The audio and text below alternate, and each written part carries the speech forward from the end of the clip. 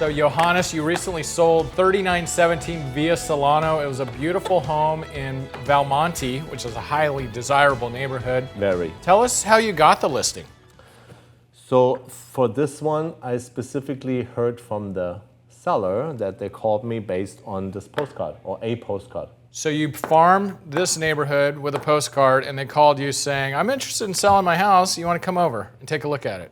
That is correct. I understand there were multiple people I was competing with, multiple realtors I was competing with. But for this, me specifically, they called me specifically about this postcard. And you told me this was earlier in the year when the market was red hot. You had your first initial consultation with them, and you talked about pricing strategies. How important do you think pricing is back then compared to today? It is probably even more important right now, but I think it has been very important at that time already. I'm pretty open about the pricing strategy and what I kind of would like to see in the pricing or in the listing price. So this was in December, January of this year, and you came up with $1,950,000 price. Yeah. You came into my office, and I thought for the square footage, and I thought it was going to kind of set a new high water mark for the price per square foot in that neighborhood.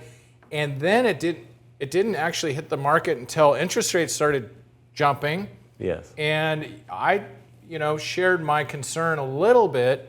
Tell us about how how many offers. And you said I can do it. I had never said you can't do it. You can do it, you said. You can do it. I said you can do it. Tell us about the dialogue, once interest rates started jumping up. Was that dialogue a little different than when the red hot market in January? So these clients, they knew about the market changing. We talked about this. Yes, we signed the listing contract almost half a year earlier. And so the price was kind of set and we were supposed to review. And I kind of stuck with it. After I left your office, I went back to my clients and told them, I'm not 100% sure about this listing price. If you want to just be sure about it, maybe we should adjust it a little bit downwards. And I gave him some comms. I couldn't specifically come up with a better number myself. Great. Because I didn't feel for this specific house, it's also like a quality proposal. It's, if you see that house, it was just all done, perfectly positioned in the marketplace, views, contemporary living. So that's why I didn't want to go too low, right? Because I think you can actually underlist properties. So when you hit the market, how long did it take to get an offer, and how many offers did you have? It hit the market, because we had a little bit more time, we were able to put it into coming soon for a week, and then also market it on the Remax estate properties community thoroughly. So a lot of people knew about it when it hit the market already. I could have gotten an offer the first day we put it on the market. Which was actually surprisingly also the winning bid in the end. But this offer triggered a conversation with me and my clients if they wanted to take it off the market right away, or if we use the communication I had at that time with potential buyers to expose it for another week and set an offer deadline. And that's what we did. That's what you did. And how many offers total? We ended up with having 8 offers. Wow. Including the winning bid. And this is where it actually gets a little bit interesting, and we have very sophisticated clients here, that we had offers all over the place, below asking, couple at asking, and then some just above 2 million, and 2 offers at the actual sales price, 2,050,000. And we just try to get the best. Now we just try to get the best terms for my clients. The best qualified client. Best qualified clients in a soft counter technique. We just basically called or got authorization to just call a couple of people we wanted to work with versus countering everybody, because in this changing market, I think there's a huge risk.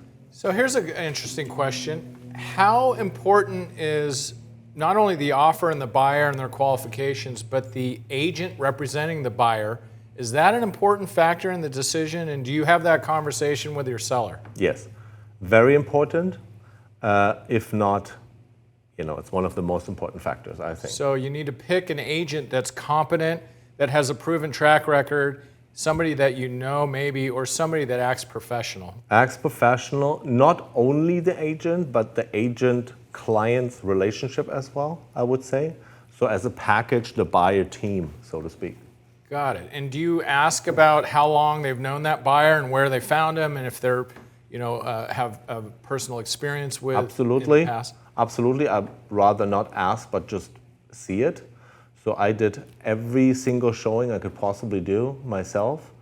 I'm always there. I knew every single client approaching that property until the very end. So I have a feel for every person coming back, looking at it a second time. Agents promoting, I had beautiful conversations with, in this case, with the mom of the buyers and with the dad of the buyers. That's great. They all came and looked at that property. So this is a beautiful postcard, and this is our own marketing department did this. That is correct. EPLA marketing department. Do you do a just listed and just sold for every property that you list and sell? I'm trying to do every status update, so just listed in escrow and just sold, just because, just the more the better. The perception in your market and your farm is, wow, you're really busy. Look at all these properties that you're listing and selling. And I actually see some of these postcards hanging on people's fridges. Johannes, congratulations on another wonderful sale, and congratulations on your continued success. Thank you. And thanks for joining us in your busy schedule. Absolutely. Anytime.